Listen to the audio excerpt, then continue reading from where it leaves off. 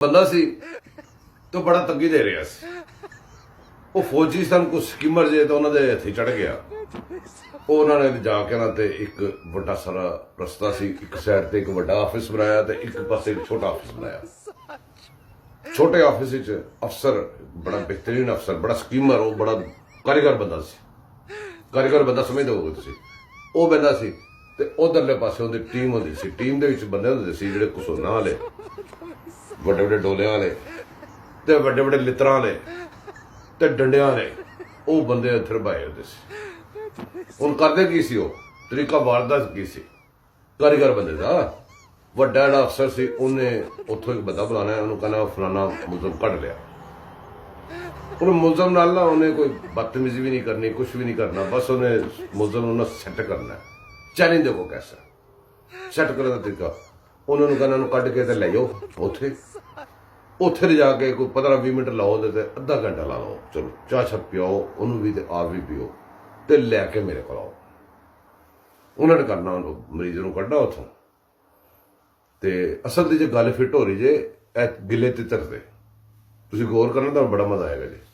ਉਹਨੇ ਕੱਢ ਕੇ ਉੱਧਰ ਲੈ ਜਾਣਾ, ਲੰਮਾ ਪਾ ਕੇ ਚੰਗੀ ਤਸੱਲੀ ਕਰਕੇ, ਉਹਦੇ ਜਨਾਬ ਨਰਮ ਜਗ੍ਹਾ ਨਹੀਂ ਹੁੰਦੀ ਪਿੱਛੇ, ਚੰਗੀਆਂ ਲਾਲ ਕਰਕੇ ਤੇ ਉਹਨੂੰ ਬਿਠਾ ਕੇ ਚਾਹ ਛੱਡ ਪਿਆ ਕੇ ਨਾ ਬੜੀ ਤਮੀਜ਼ ਨਾਲ ਤੇ ਸਾਹਿਬ ਕੋਲ ਪੇਸ਼ ਕਰਾ ਦੇਣਾ। ਸਾਹਿਬ ਨੇ ਉਹਨੂੰ ਵੇਖਣਾ ਹੈ ਤੇ ਸਵਾਲ ਕੋਈ ਨਹੀਂ ਕਰਨਾ।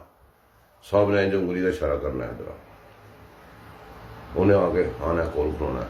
ਸਾਹਿਬ ਨੇ ਕਹਿਣਾ ਪਰਾਂ ਮੂੰਹ ਕਰ, ਪਰਾਂ ਮੂੰਹ ਕਰਨਾ। ਤੇ ਸਾਹਿਬ ਨੇ ਨਾ ਪਿੱਛੇ ਨਰਮ ਜਗ੍ਹਾ ਤੇ ਕੰਨ ਲਾ ਕੇ ਤੇ ਕਹਿਣਾ, ਹੈ ਅੱਛਾ 6 ਲਿੱਤਰ ਤੇ 5 ਡੰਡੇ ਵੀ ਮਾਰੇ ਨੇ। ਉਹ ਅੱਛਾ ਕਰਨੇ ਗੱਲ, ਬਸ ਅੱਲਾ ਕਹਿ ਕੇ ਨਾ ਉਹਨੂੰ कहना जा यार चला जा, तो फिर बंद कर देना। फिर कोई 2-3 घंटे साह लैके फिर यही प्रोसेस। और जो उन्हें लैके आना ना, चंगी सेवा करके उसकी लिया तो इंज करके आना सी।